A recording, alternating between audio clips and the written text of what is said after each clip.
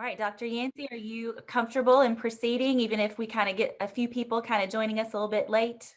Oh, that's fine, by all means. Okay, great. All right. Well, so welcome again. I'm Bethany Wrye. I'm an associate professor at MTSU. I teach in public health, and it is my great pleasure to welcome Dr. Kathleen Blake Yancey today for a little conversation with us. She is the Kellogg W. Hunt Professor of English and Distinguished Research Professor. She focuses on her research on composition studies generally, on students' transfer of writing knowledge and practice, on creative nonfiction, on cultural studies of everyday writing, on writing assessment, especially print and electronic portfolios, and on the intersections of culture, literacy, and technologies. So she is very busy and has a wide variety of interests. In addition to co-founding the journal Assessing Writing and co-editing it for 7 years, she is the immediate past editor of College Composition and Communication, the flagship journal in the field. She has also authored, edited, or co-edited 16 scholarly books and 2 textbooks, as well as over 100 articles and book chapters. Dr. Yancey has recently published several edited collections. Her most recent collection, ePortfolio as Curriculum, Models and Practices for Developing Students' ePortfolio Literacy, which was published in 2019, defines ePortfolio literacy and identifies multiple curricula integrated into a traditional course or designed into a portfolio-specific course for fostering such literacy. And that is what brings all of us together today. That was the book that we based a book group on last spring of 2020. And it was the intention of wrapping up that book group in 2020 with a visit from Dr. Yancey. Right. So here we are 1 year later, welcoming her in a Zoom format. So Dr. Yancey, we are just thrilled to have you here. Thank you for joining us. We really enjoyed the book and we're excited to ask you some questions based on our. Well, thank you. I mean, let me before proceeding further, just thank you all for the invitation. It's one of my favorite topics, as you have heard, and I'm delighted to talk with you all about it. So if we could just start off, could you give us a little bit of background? How were you first introduced to ePortfolios, and in what capacity did you first start using them in your instruction? Sure. It's a funny thing. So in 1994, which is a while ago, 27 years, is that possible? Something like that. I hosted 3 conferences for the National Council of Teachers of English. And the one in Baltimore was just on writing portfolios generally. There was one in Scottsdale, Arizona, that was on writing across the curriculum and portfolios. But the one in Indianapolis, in the center of the country, was on electronic portfolios. And nobody really knew very much about them. But I could see that digital technology was making huge differences already in our lives. And I knew that they would continue to do so. So what I was looking for was a crosstalk. I invited somebody who did a lot of work in K-12 in Vermont with print portfolios as one keynoter. And then I invited 2 women who did a lot of work in digital technologies, but didn't do anything with the portfolios. And what I was looking for was crosstalk. And actually, the guy from Vermont sort of said, I just don't believe in them. Oh, well, yeah, this isn't working. Okay. But there were a lot of concurrent sessions and people, it's sort of like it was under the covers. And so there was a lot of activity going on. You didn't really know about it until there was this conference, and then people put in all kinds of proposals. So that was when I first encountered them, was really more as a question. I mean, you see all this good work in teacher education, you see it in writing, you see it in architecture, you see it in lots of different fields. But digital technologies are coming on. So what does that mean for portfolios? In my own case, I was prompted by a couple of reasons, but I'll just tell you one quick one. I was teaching an undergraduate class in literature, and I was doing a lot of projects involving digital technologies. And so for some of them, you could make it work. I mean, it wasn't congruent with the medium, but so for instance, if students were doing a PowerPoint slideshow for some reason, you can print out slides. You're not supposed to, but you can. But I challenge you to print out a video. That's just not going to happen. And it was at that point I thought, oh gosh, I need to do something here, because this will not include all the projects the students are creating. So the way I went about it, I believe in pilots. I believe in pilots, as you'll hear, and I believe in student expertise. So I had a class of 37 students. It wasn't a tiny class. And I basically said in that class that the portfolio was the culminating project, and that if students wanted to do digital portfolios, they could, or they could do print. It was really up to them. And 7 students did electronic portfolios. And that was how it started. And honestly, once I looked at theirs, I mean, that was a challenge for grading, because really they're doing different kinds of work. So that was a challenge. But I saw through the students' electronic portfolios how I might make this work. And the next time I taught that class, which was the next term, I required everybody to do electronic portfolios. So that was basically my way in, was sort of asking what's going on at a national level, and seeing the good work that a lot of people were doing, and then seeing in my own class that I needed to make this move in order to be inclusive of students' work. Fascinating. Okay. So how has the way you have utilized and or conceptualized ePortfolios evolved over time? I'm sure it's evolved since that first pilot of 7 students. Yeah. And that's a great question, because it's evolved a lot. And I had these questions ahead of time, so I actually have some notes here that I might actually draw on. One thing is that my history, as I've probably indicated, is I did a lot of work with print portfolios, The first time I used them was in 1979 when I was 10. So my situation wasn't coming to ePortfolios without having any prior experience in portfolios. I had a lot of experience in print portfolios. And in that case, I mean, students will put together folders of work. It was really key to writing. So there were a lot of rough drafts that came in with final texts. But the reflective questions were actually pretty good. Especially when I taught first year comp, I had 5 questions and students had to do 3 out of the 5. So that also tells you something about my particular approach. I think there's certain things in any situation that I've taught in where students, there's core information or a core set of practices, and they have to know those. And then I really believe in student choice. I actually think student choice is an important component of effective teaching.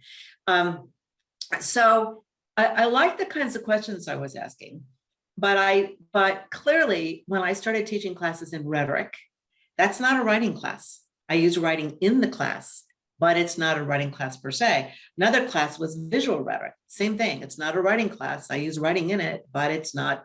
So in those cases, it raised really interesting questions. I'm not looking, in a writing portfolio, what I was looking for was a level of performance at the end of the course. That's what I wanted to see in the portfolio. And the portfolio accounted for a significant portion of the grade, like 75 or 80%, so a lot. The rest of it taken up largely with class participation, homework, that kind of thing. That changed when I started teaching classes. It's so-called content classes. I don't like that distinction, but I understand what it means, and I hope others will too.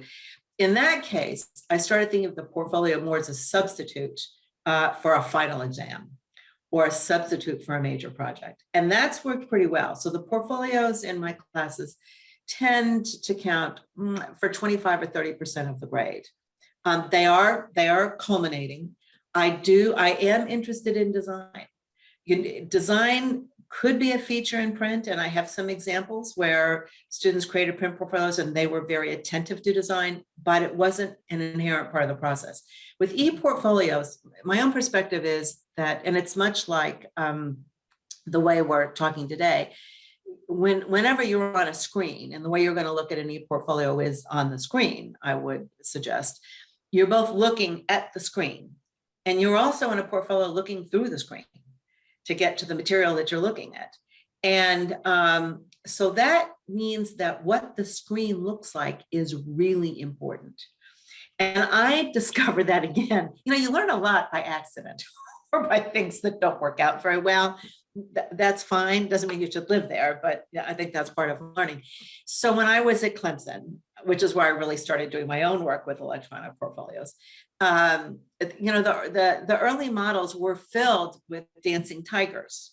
And the reason they were tigers is that the mascot, Clemson, they're the tigers, right? So that's why tigers. And dancing, I don't know why, because students like animation, I guess. And, initially I didn't spend very much time looking at design. And I don't have any credentials in design, I hasten to say. But after a while, it became clear to me that I really did have to talk about that. And partly, I learned that I needed to do that because students were starting, even then, this is in 2001, 2002, 2003, even then students were starting to use electronic portfolios to get jobs. And they were starting to use them for internships. And I worked with a packaging science major, for example, a young man named Steve Collins. And I'd had him in first year comm, and he came back to see me because he was getting ready to apply for an internship and he wanted me to take a look at his resume, which I was glad to do. And I said, "Are you going to have an electronic portfolio?" And he said, "Oh, I hadn't thought I would, but that's a good idea." Well, so that was a pretty good example of somebody who's outside the university who's going to be even less sympathetic to dancing tigers. So design became something that I started to pay some attention to. I always, in my print or I have asked students almost always to include outside artifacts. That is outside of my class. I would like you to include one piece of work from outside the class. And the reason I wanted to do that is that a couple of things. If you ask students to include something from outside your sphere of reference, because this could be an internship, it could be something else, it wouldn't have to be a class. Students will have to make a connection between that piece of work and what they're doing in your class. And if you know how memories are built, it's through connections. If you think in terms of integrative learning, that's connections. So that was my first motive. The second motive is that students can think about that connection and talk about it with an expertise I don't have. So they have a kind of authority that they don't have otherwise. And I'll say, now it's a benefit, it's not a purpose. A benefit is that I learn a lot because especially, I learn a lot about the individual students, but in the aggregate, I learn a lot. So I'm again, just to give you an example, and outside the classroom can be anything. It can be something and I've seen all of these. It could be something that it's on the job. It can be something in a co-curricular. It could be something from middle school. It can be something from another class. And I can tell you that over time, for example, that students, I'm not a huge fan of the AP program for a lot of reasons, but I will say that students are pretty articulate about how much they learn in AP history about document-based questions, because they're working with primary documents and they talk about how that helps them understand history. And they also feel like they're amateur historians. So there's something there that's really important. When I saw that, I started building more of that kind of work, working with original documents in my own teaching. So now that's a benefit. That's not the purpose. The purpose is really to help students. Well, one shift I've made is to asking students, and my experience is you have to put a limit on this. Students often would fill their entire portfolio with outside artifacts. That won't work. Okay, we need a balance here. So my limit is 2, usually 2. Sometimes I've gone to 3, but usually it's 2. And what I've learned, and I don't know why this changed, or maybe I just wasn't as attentive to it, but it turned out a couple of years ago that my idea with the outside artifacts and having 2 of them is that we would see 2 different aspects of who they were. And I tried a couple of portfolios come in, and that's not what I saw. They basically chose 2 pieces of work that did the same thing. So it was redundant. There was no reason to have the second piece because it only did the same thing that the first piece did. So I thought, well, no wonder they're not making very good choices here in this case, and you're not giving them any help. So, this is on you, much more than it is on them. So then I devised an exercise where students had to bring, and again, I vary this a little bit, but they have to bring between 3 and 5 potential pieces that they can include. And I have an exercise where they work with someone else in class and figure out which 2 they're going to include, why they're going to include those, and what it contributes to their portfolio, what it shows about their learning. And all of that conversation then ends up in their final reflection. So it takes a little bit of class time, but I will also tell you, so I have a practice where, like most places, FSU requires that we use their standardized evaluation form, right? So, which is fine. But I think it's like forms everywhere. It's very generic, okay? It's not a bad form. It just, there's nothing specific about what I do in my classes.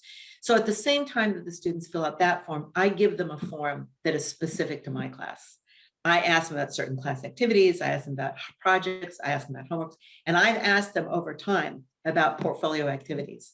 And I can tell you that in my scale is a 1 to 4. So 4 being good, helpful. And that's what I'm looking for, is how helpful was this?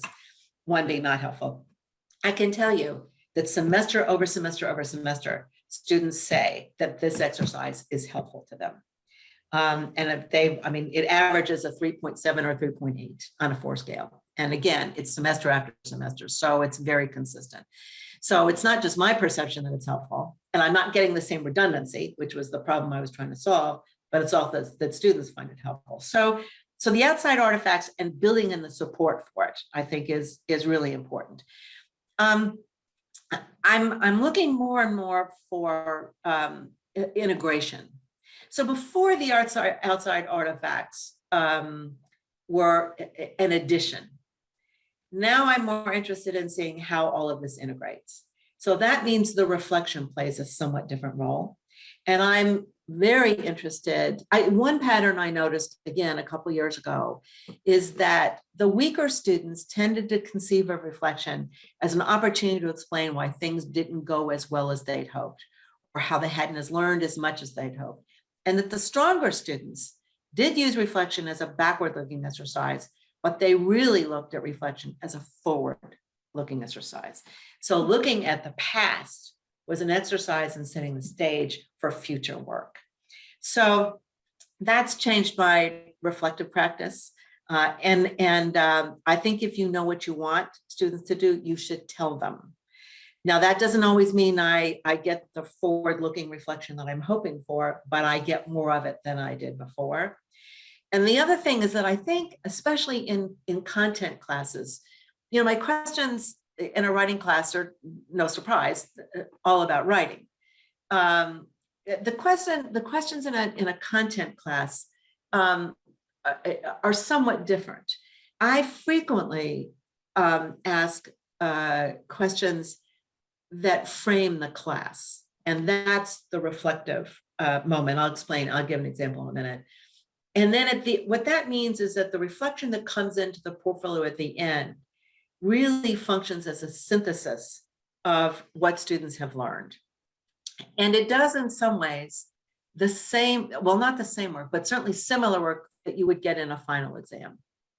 And again, I don't know that that was my intention precisely, but I was several years ago when I was reading portfolios, I thought, oh, this is really interesting. These are some of the questions I would ask in a final exam. And I mean, I didn't have a final exam for the course, but it was nice that some of that work was getting attention. So an example would be, let's go back to the rhetoric class. An example would be, and what I do then in a case like this is I open the class up with these questions. These are the questions that will guide what we're doing in class. So what is rhetoric? What do we know about rhetoric? What do we need to know about rhetoric? And why do we practice rhetoric? Because rhetoric is not just a theory, it's a practice.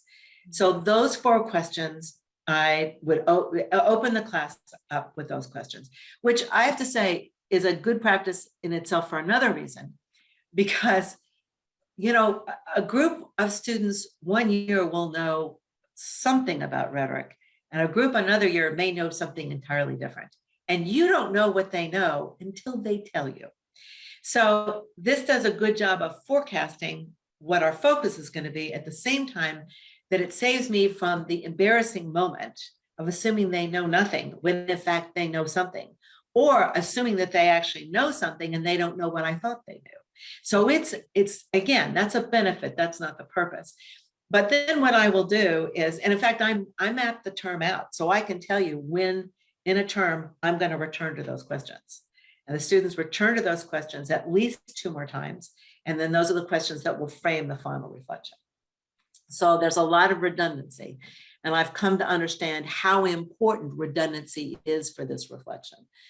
Because you don't, one of your questions was, had to do with, how you can help students succeed with portfolios. And, my experience is that if you want students to do something well, then what we do in the classroom signals that it's important. And if we signal that it's important, they're more likely to pay attention to it, and then they're more likely to do it well. So I don't think this requires a lot of attention. And I'll say that you could build it as a homework exercise. There are a lot of ways you could handle it. But I think that redundancy, the other thing is that in the redundancy, sometimes what I do is I start out with, and this is always fun, I start out with something very small, like a 3x5 index card. And I will give them all 4 questions to answer on that card. And sometimes the card is filled and sometimes the card is not filled. Okay, that's not a problem. But I will return the cards. I will collect the cards. I will not make many comments on them. I'll turn them back so they can see them. Then I collect them and I hold on to them. And then I return them at these moments in time. And what they find, every single one of them, is that they have to add other index cards, or they have to staple it to a piece of paper, or in other words, they see their thinking growing.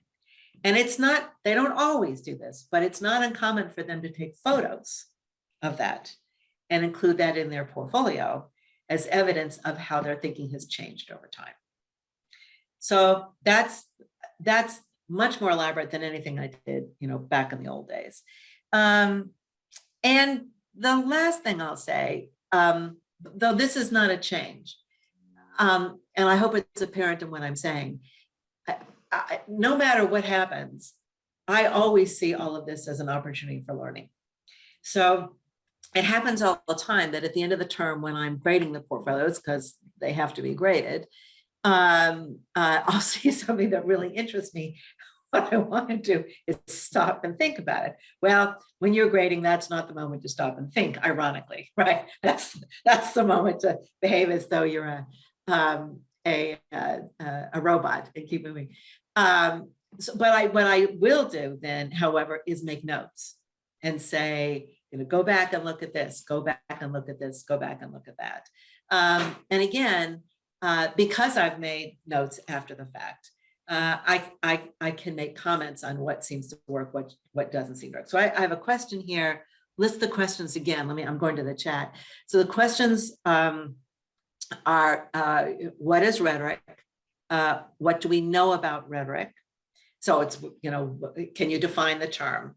What do we know about it? Which is, again, in that, the first instance is really capturing their prior knowledge, or a little bit of it. And what do we need to know about rhetoric? What'll happen is, in that particular course, their understanding is really going to change. It's radically going to change, because there are theories that if they know anything about rhetoric at all, they tend to know one theory of rhetoric. And there are a lot of theories of rhetoric. So I know it's going to change. And then how do we practice rhetoric? And that's because, and then the question was, and then somebody put the questions in there. So yeah, that was great. So learning all the time is part of my practice. And the last thing I'll say is that I do have a reflective practice that I actually begged, borrowed, or stole, I'm not sure which, from VMI, a completely different program. That's a program sort of in global competence. So completely different than a course in rhetoric. And I do teach other courses. I'm just staying with this one because it's serving our purposes, I hope. They have a reflective prompt, and one of your questions went to reflective prompts too, so this will be helpful there, I hope. They have a reflective prompt where what they're asking students to do is to choose one artifact from inside the class that has really fostered their learning. So it shows their learning. You're not asking them about success or failure. You're really asking them about learning. So, and it's a 3-part prompt. What is the artifact? So even if they're submitting the artifact, which generally they are, they have to describe it. What about this artifact shows your learning? Would you learn in creating this artifact? And then the last question is, how does this learning set the stage for learning in the future? So again, I tend to do that 3 times over the course of a semester. And again, I've asked students about that, and they really like that prompt. They feel that it gives them a chance to explore what they've learned. And I like it because I see what they're learning. I see what they're not learning too. It's really, and the other thing is that it gives me a chance to talk back to them about their learning. Not to say good or bad, often to express appreciation, sometimes to suggest that what they're thinking about is so important, it might go into a final project. Sometimes to suggest it's linked to something that they're not quite seeing, and so I can make that. So it gives me a chance to influence their learning in what is really a very low stakes way. And they're in control of it because they're selecting the artifacts. I'm not. It's wide open. But again, I have to say students really like it. I really like it. I think it does a very good job because I think there are other assignments where I assure that they're getting what I refer to as core knowledge. This one doesn't exactly go in that direction. It may speak to that core knowledge, but it may well speak to knowledge outside that frame. And I'm very comfortable with that. So I hope that's helpful. I went on a bit long. No, it's good. It sounds like you get good reflection from your students because you're a reflective instructor. Oh, that's a compliment. Thank you. I mean, I hope so. But again, I think it's because I'm signaling in lots of ways that this is an important thing for them to do. And I don't, again, with their reflection, I'm not looking for good or bad. I'm really looking for what they're saying and finding ways to support it and move it along. Mm-hmm. Thank you. Sure.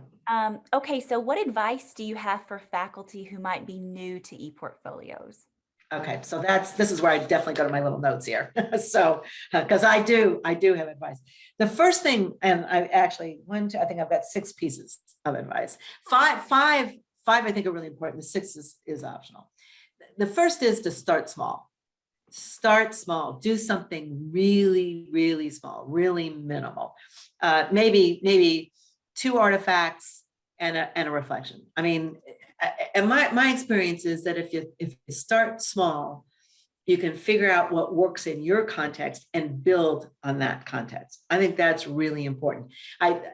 One time I ran into somebody that I taught with, and she was trying portfolios for the first time, and I think it was at the mall or something, which is really odd because I almost never shop, especially I never shop except online. In any event, she said, she was trying them that it just wasn't going to work for her, and I said, oh, I'm sorry to hear that. And I said, so, what's happening? Why is it not working? And she said, well, I tried it with all 4 classes, and right the minute she said, I tried it with all 4 classes, I thought, no, actually, no, you don't. You start small. You choose one class. You choose a class where you think the students are going to be motivated and it's really going to work. That's where you go. So you start small. My second question is, what are you going to give up? Do not do this on top of everything else you do. Give something up. So figure out what you're going to give up. It's a swap. Okay. In my experience, teachers don't work too little. That's not the issue. So you got to work smarter, not harder. So figuring out what you're going to give up. Will you give up a final project? Will you give up a test? Figure that out. I will say, just as a sidebar, that portfolios are not necessarily a replacement for an exam. So, I mean, just a quick story. I have not taught in teacher ed in a while, but I have taught in teacher ed. And at one point, I mean, initially, I replaced the final exam with the portfolio and thought, this is progressive education and really liked it and so on. And in that particular situation, before the student taught, they went through an interview process, they submitted a portfolio, there was a procedure. So I could see after the fact how well the students did in that interview. And I can tell you, they didn't do very well. They could not, they weren't walking the walk, they weren't talking the talk, you would put questions to them about, well, okay, you're going to be teaching a 10th grade class. And so what kind of literature would you be choosing for students, et cetera? They just didn't know. And I was very concerned that the portfolio was not helping. It was helping them do some other good things, but it wasn't helping them develop what I've referred to as that core. And so I changed that particular class, and I had a portfolio and I had a final exam. And I will tell you that the interviews afterwards were much better.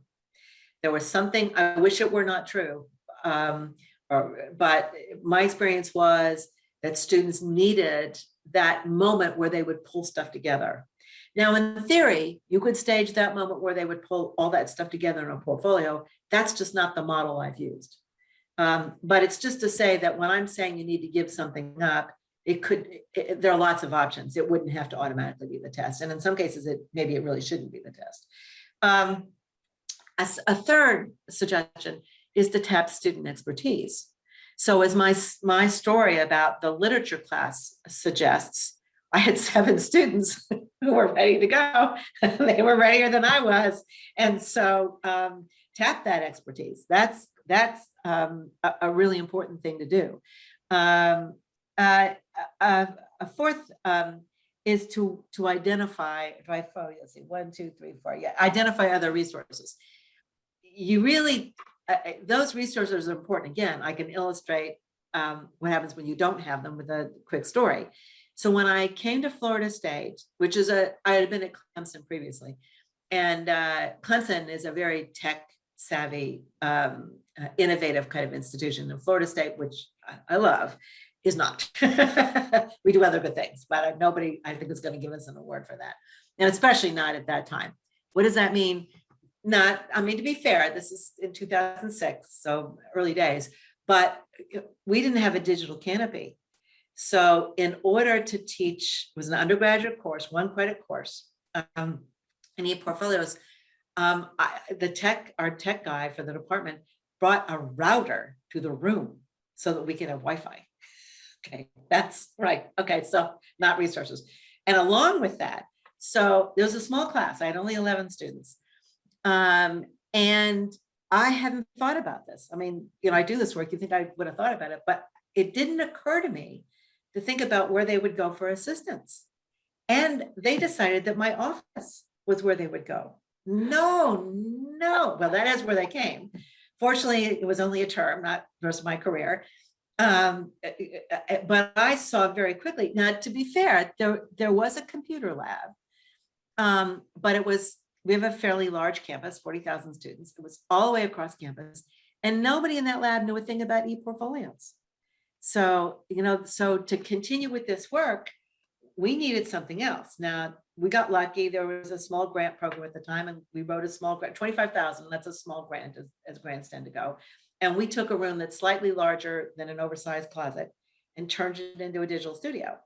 And we got undergraduates as well as graduate students to work in there. I mean, all of this took a while, but then I had some place to send students. So that's a really, what are the resources you're going to draw on? Another resource is models. What does, I for several years have taught a graduate class in ePortfolios. And that class is a little unusual because the students are creating very different kinds of portfolios in the same class. Some of them are going on the job market.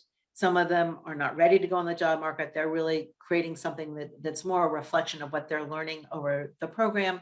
So it does very different things. And one of the first things we do, I've collected a set of URLs that are portfolios from lots of different places doing lots of different things.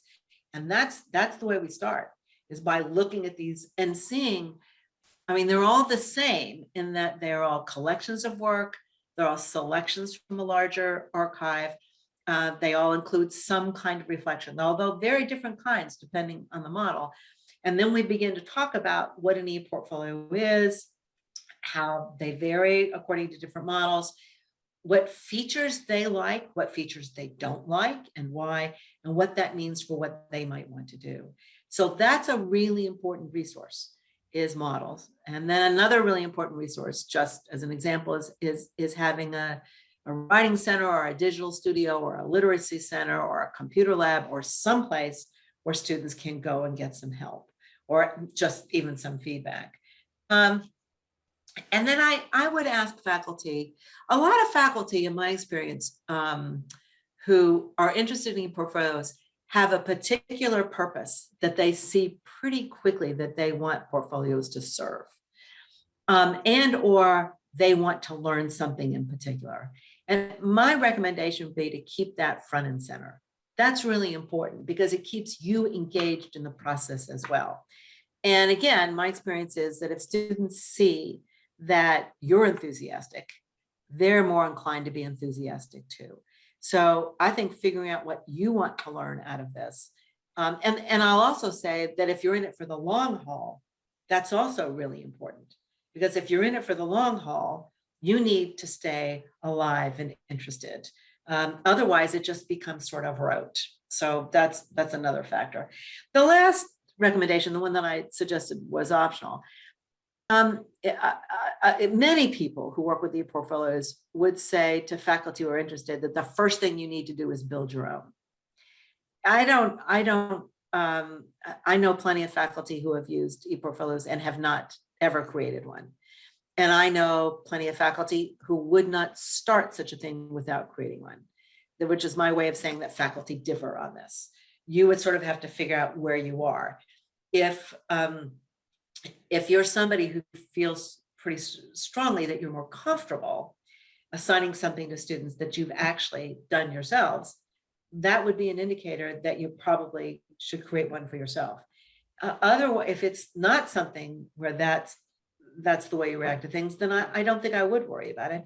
And it might be that you would do it later. In my own case, and I'll get to the question about software in just a second. In my own case, I did not create one initially, and I did create one later. And I will say, I not only created one, but I brought it into class. And I can tell you that in terms of establishing credibility, the students were going off like light bulbs. Okay, because the other thing is that this may come as a surprise to you, but I'm older than my students, pretty much. And so the other thing that happens is that they this may not be the case for all of you, obviously, but they looked at me and thought, oh, gosh, if she could do it, anybody can. So it established another kind of credibility. And I found it a really, really interesting exercise. So you'll have to figure out where you are in that, but it certainly has value. So particular software, we have not. When I was at Clemson, changed and went to Google Sites after I left. We had not used a particular software there when I was there. And at FSU, in our case, we do the course management system has a tool, and I have not used the tool. And the reason I haven't used the tool, I've already in some ways shared with you. The tool does not permit any work with design. And since that is something that I work with in a smaller or lesser degree, depending on the class, that's something that wouldn't be very useful. The other thing is that a lot of students, I'll give you another example that is out of the FSU experience, but is not mine per se, which I think will show that it's not just a KY case. We have an editing, writing, and media major inside the English department that's very popular. And all the students have to take a junior level course called Writing and Editing in Print and Online. And we call it WEPO. And that course has a limited number of outcomes. Students have to write in print, they have to write on the screen, they have to write on the web, and they have to create an ePortfolio. That's pretty much it. So all the students in WePo are creating an ePortfolio, and I've done a little bit of research on this, and I can tell you that many of them use that ePortfolio from that junior level class, which, by the way, some students are taking as sophomores, and they use that as the foundation for their ePortfolio for getting a job. That is very, very common. What happens is they learn a lot about ePortfolios and the makingness of ePortfolios in that class. And since they already have a shell and they already understand how it works, they use that going forward. That's not something they can do with an ePortfolio tool. So for several reasons, we don't use a tool. We tend to use Weebly or Wix. Wix has worked very well. I've worked in Wix quite a lot. It's not as intuitively obvious as some other software I've seen, but once you work at it for a little bit, and I'm not a tech genius by any stretch, you get the hang of it. And it's free. You can buy your domain name if you want. And a lot of students going on the market do exactly that. They do buy their domain name. The other thing I'll point out is that these are also students who have to complete an internship. And right now, I'm not very far along in this process, but I will be within the next couple of months, and I'd be glad to update you. I'm looking at a set of portfolios that were created by interns. Those interns have all given their permission for me to look at their portfolios and use them. And what I'm interested in two things. I'm interested in how the design has changed in a period of about 5 years. So how do students at year one, how do those portfolios look? And how do students in year 5 look in terms of design? But what I'm really interested in, we changed the reflective prompt. Now, again, and this is a case where we have hundreds of these a year because we have over 600 majors. So every year we will have hundreds of these portfolios. And I thought that the reflective questions were not very powerful. And we ended up getting this mismatch of students saying things like, oh, I learned so much in the internship. It was fabulous. Thank you for granting me this opportunity. To students saying something like, I'm so glad school prepared me well for this. It was all teacher pleasing. It wasn't meaningful. There was no critique. I have no control over this program. I play no role in this program. I have sponsored an internship for something else, a museum of everyday writing. But I don't have any hand in this. But the person who directs this, his name is Mullihan, is very smart. And I just went to her with my concerns. And I said, this prompt doesn't seem, are you happy with it? If you're happy with it, then we're done. If you're not happy with it, then we have a place to begin. She was not happy with it. Thank you. So she's not happy. And long story short, I shared some work with her on reflection, and together we revised the questions. And now I've got, year 5, I've got student responses. And guess what? They're meaningful, much better. So all of this is a way of saying that there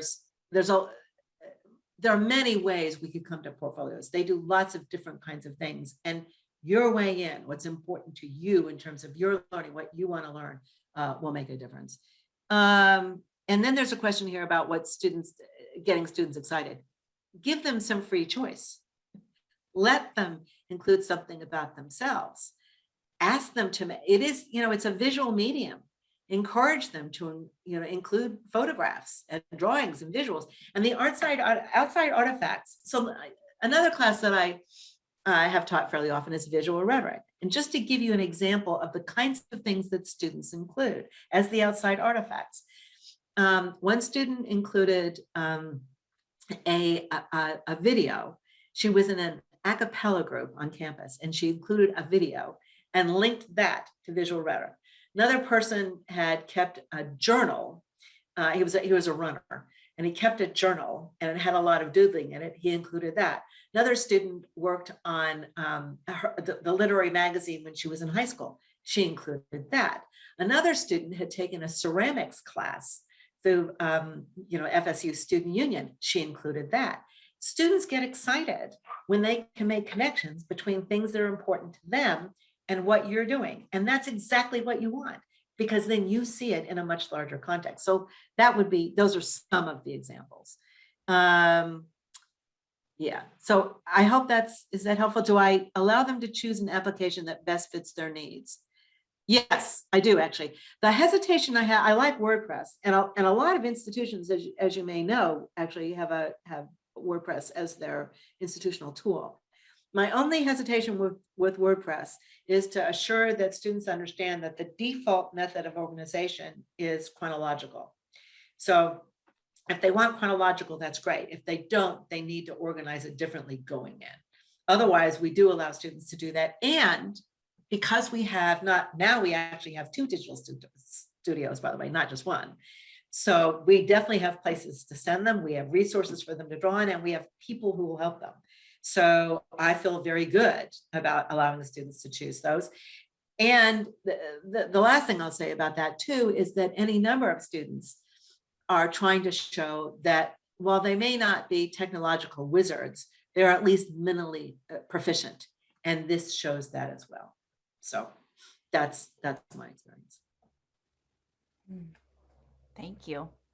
Sure. So I'm hoping that you guys are putting your questions in the chat too, because I want to make sure that we're allowing time for you to ask your questions. I do have other questions prepared, but we only have like 12 minutes left. So if you have questions for Dr. Yancey, please make sure that you either put them in the chat or raise your hand or speak up or something so that we can make sure to have your questions answered as well. It's a good question about group ePortfolios. I have not. I know that they've been done, and I've seen actually a couple that came out of science. And I will say that I at one point I have sponsored this internship in connection with an online archive, which is the Museum of Everyday Writing, and my intent was to have students create an ePortfolio there. And the reason, and this is, I think, important in thinking about a group ePortfolio, is that when we bring students into that internship, they are advised that they're going to be working in teams.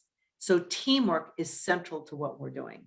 If teamwork is not central to what you're doing, I think it might be harder to do the group portfolio. So I think you have to figure out how that works. But I think if you can figure out how that works, that actually has a lot to recommend it. And I think especially where somebody is teaching in a class with a larger number of students, that is a great way to go. So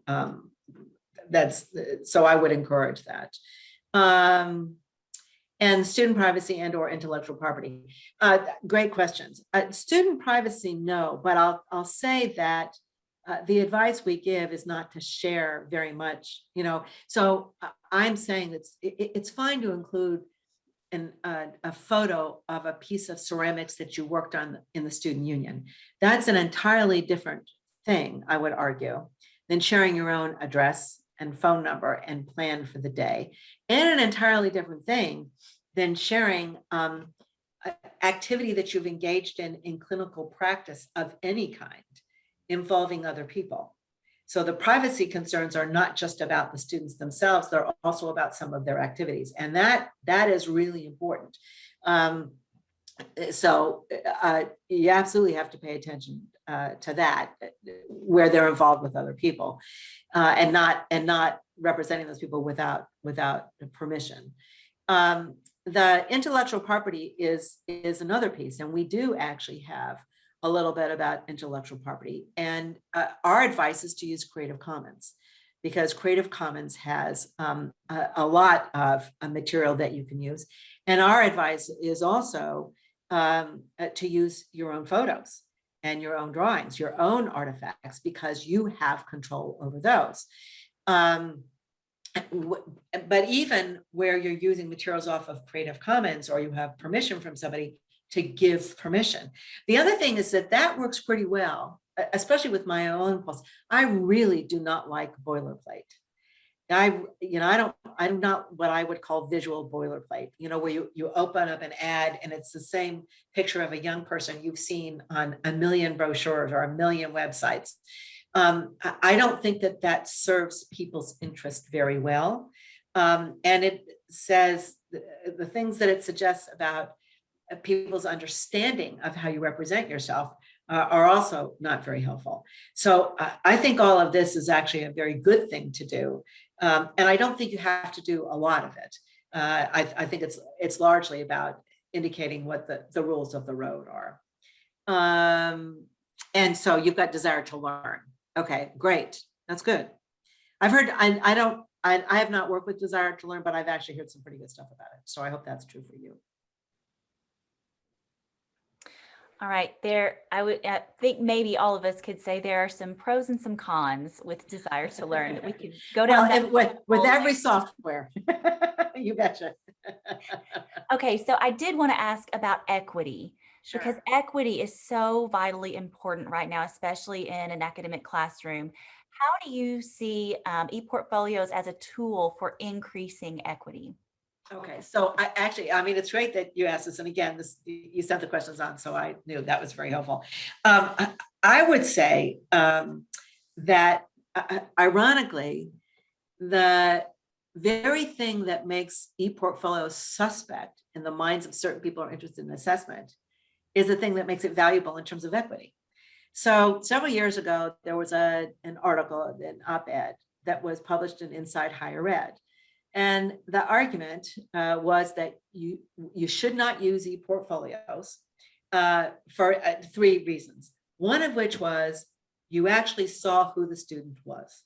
That's exactly right. You see who the student is. There is, to my mind, there is no other vehicle in a college classroom that, if depends on the model now, okay, that allows you to see who the student is than an ePortfolio. Now you can create an ePortfolio that's highly standardized, that excludes who they are as persons. And I don't think that's going to do very much for equity. I think equity, if you think about, how we can define equity, one way is to say that it supports the whole person. That's why I'm a fan of outside artifacts. That's why I'm an outside fan of asking students what they are learning in my class. All of that, in fact, promotes equity. The other point here that I think is really important, that has not gotten very much attention in the ePortfolio literature, and so this is, I don't have it fully theorized myself. So if you'll accept it, that offering in that context. So I had a student back when I was at Clemson. I'm going to put two things together to make a point. I had a student when I was back in Clemson who was in graphic communications, really, really strong. And I'd actually had her in two classes.